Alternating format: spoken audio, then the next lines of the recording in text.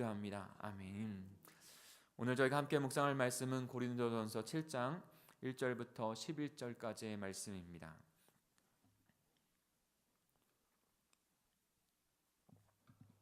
고린도전서 7장 1절부터 11절까지의 말씀 한 절씩 우리 천천히 교독하며 묵상하겠습니다.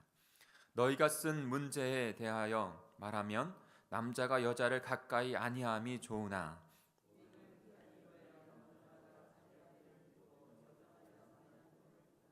남편은 그 아내에 대한 의무를 다하고 아내도 그 남편에게 그렇게 할지라.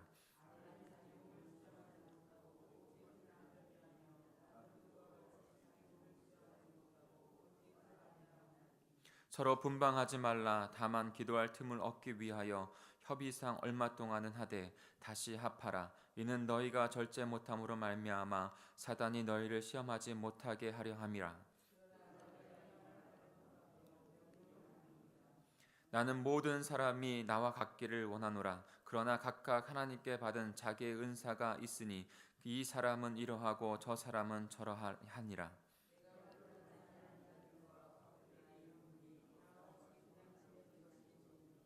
만일 절제할 수 없거든 결혼하라. 정욕이 불같이 타는 것보다 결혼하는 것이 나으니라.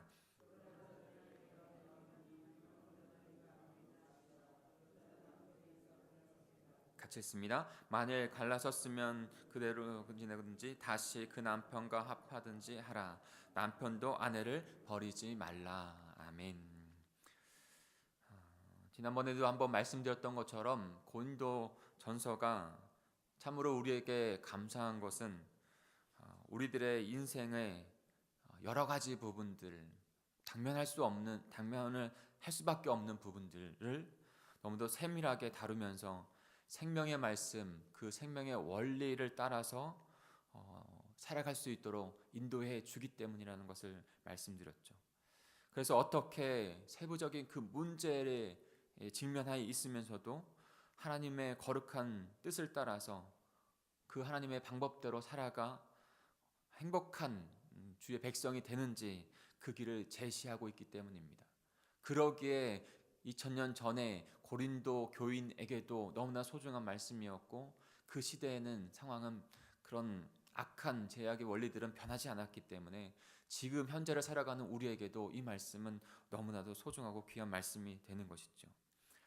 바울은 세속주의와 즉 바로 세상의 생각들이 있거든요. 악한 사단의 이끌어가는 생각들, 그런 가치관들이 분명히 이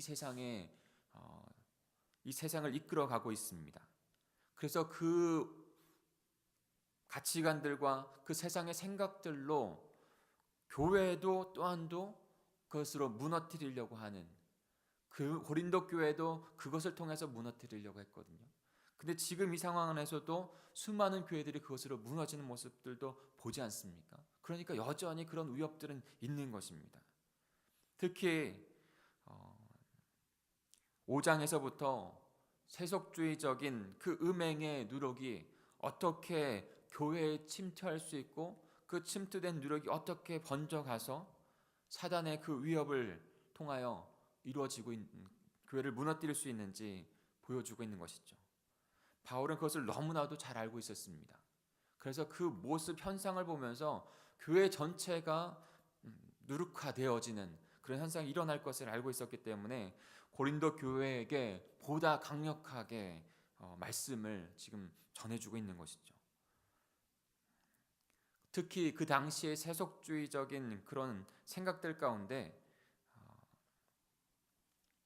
영지주의적이라고 하는 그 생각들이 있었습니다. 영적인 것과 땅 있는 그 생각들이 서로 다르다는 거예요. 그래서 양극단으로 치닫는 그런 모습들이 있었습니다. 하나는 이 땅 가운데 영적인 세계와 땅의 세계는 다르기 때문에 내가 영은 구원받았기 때문에 이 땅의 삶은 아무렇게도 살아도 된다고 하는 극단적인 쾌락주의적인 모습들이 있었어요. 그리고 또 하나는 영적인 삶을 추구해야 된다고 생각하기 때문에 정말로 금욕주의적인 모습으로, 그것 또한도 하나님께서 원하시는 모습은 아니었거든요. 극단적인 금욕주의. 지금도 그런 모습들이 있지 않습니까? 극단적인 금욕주의적인 그런 자기의 신앙을 생각하는 그 모습들이 사람에게 성에 있어서도 마찬가지죠. 사람에게 성이 있기 때문에 그 쾌락주의자들은 그것은 있다고 하는 것은 자기의 원하는 마음대로 사용해도 된다고 생각을 했습니다. 때문에 아무렇게나 사용해도 좋다는 것을 의미했고 그렇게 하는 것이 선이라고 생각을 했어요. 이런 제약된 세상의 원리들과 원칙들이라고 생각되어지는 그런 부분들이 창조의 하나님의 세계를 무시하고 제약된 인간의 쾌락만 추구하며 죄에 빠진 그 모습들로 살아갔던 것이죠. 그것이 교회에도 침투했다는 것이에요. 그것이 교회를 지금 무너뜨리고 있다는 것을 바울이 듣고 그것에 대해서 말씀으로 다시 그들을 이끌어 가고 있는 것입니다. 자유를 주장하면서 특별히 요즘에서는 성차별에 대한 그런 주장도 하죠. 성차별이 없이 그러나 더 깊이 생각해 보면요. 성차별이 없어서 인권을 더 소중하게 생각한다고 하지만 그 성의 자유를 위해서 그러나 보다 더 근본적으로 들어가면 창조의 원리로 인간성과 그 창조성은 모두 다 무너지게 되어지고 오히려 그 제약 가운데 그의 인권은 그렇게 주장하는 인권은 그렇게 무분별하게 그렇게 살아가는 사람들은 오히려 더 그 인권이 무너지게 되는 것이죠. 하나님만 알고 더 깊은 것은 알지 못하는 거예요. 오직 하나님께서 창조하신 그 창조성과 그 인간성 안에서만 인권이 존중되어질 수 있는 것입니다. 그것이 결과로 나타납니다.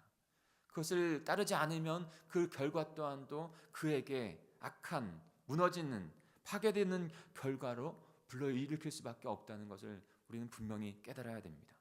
근데요, 고린도 교회에 그것이 침투해 있다는 거예요. 근데 우리는 바울이 말씀하고 있는 그 하늘에 속한 사람의 원리, 그리스도의 몸된 교회의 그 원리, 전혀 다른 하나님의 나라, 전혀 다른 사람으로 살아가는 세상의 원리가 아닌 하나님 나라의 원리로 살아가는 자들이 되었다라는 것이죠. 하나님께서 만드신 창조의 세계로 회복되어져서 그 아름다운 하나님 나라, 그 에덴과 같은 곳에서 살아가는 자들이 다 된 것입니다.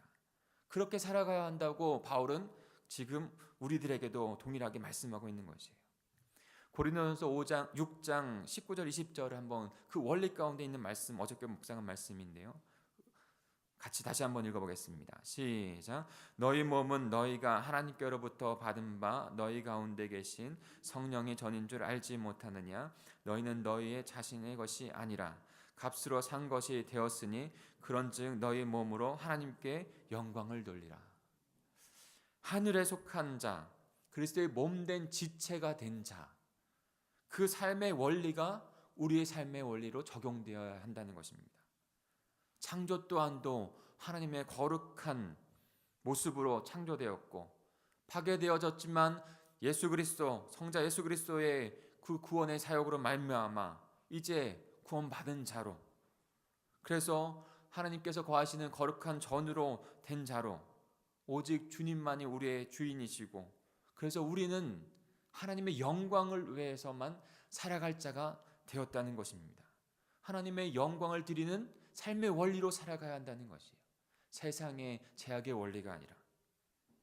이런 하나님의 하늘에 속한 사람의 원리 안에서 오늘 본문이 다루고 있는 결혼, 부부의 문제도 이해되어져야 합니다. 그렇지 아니하면 바울이 말하고 있는 것에서 그 결혼과 부부의 문제 가운데 오해가 되어질 수 있기 때문에 그렇죠. 그러나 그 오해를 넘어서 바울 사도가 말씀하고 있는 그 원리를 깨닫고 이루어갈 때 보다 아름답고 풍성한 하나님의 축복된 인생, 가정이 될 수 있는 것입니다. 우리 1절과 2절을 같이 한번 읽어볼까요? 1절과 2절입니다. 시작. 너희가 쓴 문제에 대하여 말하면 남자가 여자를 가까이 아니함이 좋으나 음행을 피하기 위하여 남자마다 자기 아내를 두고 여자마다 자기 남편을 두라. 여기서 쓴 문제는 어떤 걸까요? 쓴 문제를 편지로 전해진 지금 고린도 교회에 있는 문제를 의미하는 것이죠. 더 직접적으로 말하면 그 쓴 문제는 바로 음행에 관한 것입니다. 5장부터 시작되어지는 그 음행에 관한 것에 대한 부분들을 지금 바울이 계속적으로 하늘의 원리 가운데 어떻게 고린도 교회가 서야 되는지를 말씀하고 있는 것이에요. 1차적으로 바울은 본문에서 결혼을 하지 말라거나 아니면 금욕주의죠. 극단적인 금욕주의로 살아가야 된다고 말씀하고 있는 것이 아니에요. 남자가 여자를 가까이 아니하는 것이 좋으나 이 표현을 오해하면 안 돼요. 성적인 욕구는요, 음식의 욕구와 마찬가지로 선한 하나님의 창조의 섭리 안에 있는 것입니다. 하나님 섭리 안에, 창조의 섭리 안에 있는 선한 욕구일 수 있는 거예요. 그러나 그 욕구는 분명하게 창조의 원리 안에 있을 때 아름답고 거룩하다라고 말씀하고 있습니다. 창조의 그 원리 안에 있을 때 하나님의 말씀을 따라 허락하신 가정과 부부 관계 안에서 선하다고 지금 말씀하고 있는 것입니다. 하나님께서 원하시는 것은 자신이 창조하신 그런 세계가, 남자와 여자가 아름다운 가정을 이루고 또 다른 생명을 낳고 축복된 하나님의 가정을 세워나가기를 원하십니다. 그것이 하나님의 뜻이에요. 창세기 2장 21절에 보면 이렇게 그 첫 가정을 만드시는 모습을 나타내 보여주고 있어요. 그래서 중요한 것을 저희가 깨닫게 되는데요. 한번 들어보시죠. 여호와 하나님이 아담을 깊이 잠들게 하시니 잠들매 그가 그 갈빗대 하나를 취하고 살로 대신 채우시고 여호와 하나님이 아담에게 취하신 그 갈빗대로 여자를 만드시고 그를 아담에게로 이끌어 오시니 아담이 이르되 이는 내 뼈 중에 뼈요 살 중에 살이라 이것을 남자에게서 취하였은즉 여자라 부리라 하니라. 이러므로 남자가 부모를 떠나 그의 아내와 합하여 둘이 한 몸을 이룰지로다. 아담과 그 아내 두 사람이 벌거벗었으나 부끄러워하지 아니하니라. 이 하나님께서 남자와 여자를 창조하시고 벌거벗었으나 부끄럽지 아니하는 그 한 가정을 이루게 하시고 한 몸을 이루게, 한 가정을 이루게 하셨습니다. 어저께 말씀을 통해서요, 세상과 합한다라고, 세상과 한 몸이 된다는 표현이 있어요. 하나님의 가정이라고 하는 가운데는요, 하나님 앞에서 하나님의 나라를 이루는 너무나도 소중한 하나님께서 이루신 그런 선물입니다. 그 가정의 바운더리, 그 창조의 바운더리를 넘어서는 그 가운데 제약이 임하게 되어지고 그 제약으로 말미암아 하나님과 멀어지는, 세상과 합하는 일들이 일어나게 되는 거예요. 그러니까 우리가 하나님께서 허락하신 그 가정 안에서 성적인 범죄를 범하지 아니하고 오직 그 가정 안에서만 하나님께서 아름다운 가정을 이루라고 우리에게 말씀해 주고 계신 것입니다. 하나님께서 맺어주신 그 소중한 부부의 연으로 말미암아 서로가 하나님의 백성으로 살아갈 수 있도록 구조적인 보호함이 있게 되는 것이죠. 그리고 아름다운 가정에서 부부가 함께 세속주의적인 그런 음행에 대해서 멀리하게 되어지고 하나님의 원리 안에서 흠없고 거룩한 하나님의 백성으로 살아갈 수 있게 되는 것이죠. 그렇다면 오늘 본문 말씀을 통해서 이 커다란 하나님의 그 원리 가운데, 그리스도의 몸된 지체로 살아가야 되는 그 원리 가운데 구체적으로 한 가정, 부부로서 어떻게 실천해야 되는지, 실천해야 할 것인지 바울은 분명히 말씀하고 있습니다. 우리는 그 말씀을 듣고 순종하기를 간절히 소망합니다. 우리 이 3절과 4절을 같이 읽어볼까요? 3절과 4절입니다. 시작. 남편은 그 아내에 대한 의무를 다하고 아내도 그 남편에게 그렇게 할지라. 아내는 자기 몸을 주장하지 못하고 오직 그 남편이 하며 남편도 그와 같이 자기 몸을 주장하지 못하고 오직 그 아내가 하니라. 그러니까 바울이 말씀하고 있는 그 첫 번째 원리를 생각하십시오. 단순하게 인간이 그냥 주어졌으니까 쾌락주의적으로 아니면 극단적인 금욕주의적으로 가라고 말씀하고 있는 것이 아니라 첫 번째 원리, 이 땅 가운데 창조된 그 뜻도, 이 땅 가운데서 다시 예수 그리스도를 통해서 우리를 구원하신 뜻도 다 하나님의 영광을 위해서예요. 가정이 이루어져서 가정 안에서 이루어갈 것도 내가 나를 주장하는 것이 아니라 하나님의 나라의 영광을 위해서 하나님께서 맺어주신 그 부부의 언을 따라서 서로가 섬기는 자가 되어야 한다는 것이에요. 주장하는 자가 아니라. 때로는 불편하고 때로는 억울한 일이 있을지라도 때로는 힘든 일이 있을지라도 내가 나를 주장하는 것이 아니라 부부로 함께 하였으니까 그 상대방을 위하여 상대방을 섬기는 마음으로 지내는 것이 바로 하나님의 영광을 위해 살아가는 하나님의 복된 백성의 모습이라고 말씀해 주고 있는 것입니다. 그리고 바울은 기도하는 시간 외에는 방을 따로 쓰지 말라고 말씀하고 있어요. 이것을 지켜나가는 것이 하나님의 원리입니다. 우리 5절도 다시 읽어볼까요? 시작. 서로 분방하지 말라. 다만 기도할 틈을 얻기 위하여 협의성 얼마 동안은 하되 다시 합하라. 이는 너희가 절제 못함으로 말미암아 사단이 너희를 시험하지 못하게 하려 함이라. 네. 사단이 우리의 연약함을, 우리의 절제 못함을, 우린 부족하거든요. 그래서 가정을 우리에게 세워주신 것이고 그 가정 안에서 사단이 틈타지 못하도록 함께 하라는 거예요. 함께. 하나님 가정 안에서 한 몸을 이루지 못하면 우리의 연약함으로 세상과 연합할 수 있게. 그리고 바울은 또한 하나님의 은사 안에서 자신처럼 혼자의 삶을 살 수 있으면 그렇게 해야 할 수 있다고 권면해 주고 있습니다. 7절에 보면요. 나는 모든 사람이 나와 같기를 원하노라. 그러나 각각 하나님께 받은 자기의 은사가 있으니 그 사람은 이러하고 저 사람은 저러하니라. 이것도 오해할 수 있는 부분이 있어요. 다 혼자 살기를 원한다 이렇게 말하는 게 아닙니다. 바울은 분명히 창조의 섭리의 원리를 알았고 그렇게 되기를 원했습니다. 그런데요. 그 하나님의 영광을 위해서 더 집중되어서 더 선택된 삶을 그가 살 수도 있다라고 권면하고 있는 것이에요. 그래서 이 마지막 때를 살아가는 때에 혼자 정말 더 선교 여행을 하면서 전도 여행을 하면서 영혼을 구원하고 하나님의 나라를 세울 것에 대한 부분에서 그렇게 드릴 수도 있다는 것을 말씀해 주고 있는 것이죠. 8절부터 우리 8절 9절을 한번 같이 읽어볼까요? 8절 9절입니다. 시작. 내가 결혼하지 아니하는 자들과 가부들에게 이르노니 나와 같이 그냥 지내는 것이 좋으나 만일 절제할 수 없거든 결혼하노라. 정욕을 불같이 타는 것보다 결혼하는 것이 나으니라. 네. 그리고 또한 더 혼자거나 홀로 되신 분들도 혼자 지내는 것이 좋다고 권면을 하고 있는 것이죠. 여러분 분명하게 알아야 됩니다. 그냥 상황이 좋다는 게 아니에요. 그냥 상황이 좋다는 게 아니라 대전제인 하나님의 나라, 하나님의 백성으로 살아가는 그 원리, 바로 하나님의 영광을 위해서, 그 영광을 위해서 그렇게 지내며 더 집중하여 나갈 수도 있는 것이 낫겠다라고 그렇게 권면하는 것이죠. 그러나 더 중요한 것은 바로 10절과 11절입니다. 또 결혼한 자들에게도 더 강력하게 주님께서 주신 가정이니 주님께서 있게 하시는 부부여인이니 그 연을 지키며 주님의 몸된 교회를 이루어 가라는 것이죠. 10절과 11절입니다. 시작.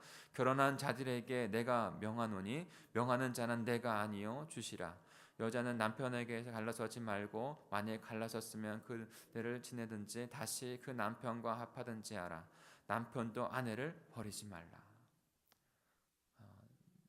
말씀을 맺겠습니다. 왜 이런 명령을 권면을 주고 계십니까? 그리고 이 명령과 권면, 이 상황 가운데서 우리가 중요하게 찾아야 될 첫 번째 된 절대 변하지 아니하는 그 원리는 무엇입니까?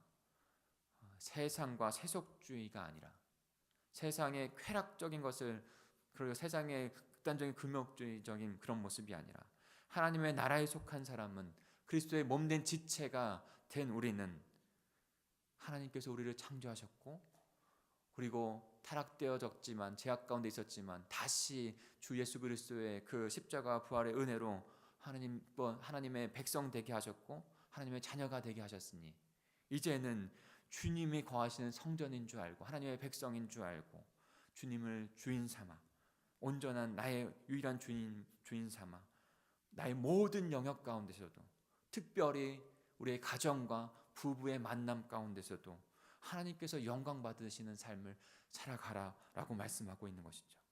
사나 죽으나 오직 하나님께 영광이 되어지는 그 삶이 되어야 될 줄 믿습니다. 특별히 음행의 그 사단의 미혹은 너무나 강력한 것입니다. 그 사단의 미혹을 넘어가지 않기 위해서 그리스도의 몸된 교회가 가정 안에서 하나님께서 세워주신 그 가정의 그 원리 안에 그 구조 안에서 우리의 연약함 또한도 우리의 하나님께서 보듬어 주시는 그 위로함 또한도 받으면서 하나님의 영광을 위해 살아가라라고 저와 여러분에게 말씀해 주시는 줄 믿습니다. 그러니 아름다운 가정을 위해서 힘써 지키시고 그리고 그 구조 안에서 그 원리 안에서 주님의 영광을 드리며 살아가시는 저와 여러분 우리 공동체가 되기를 간절히 축복합니다. 우리 같이 기도하겠습니다.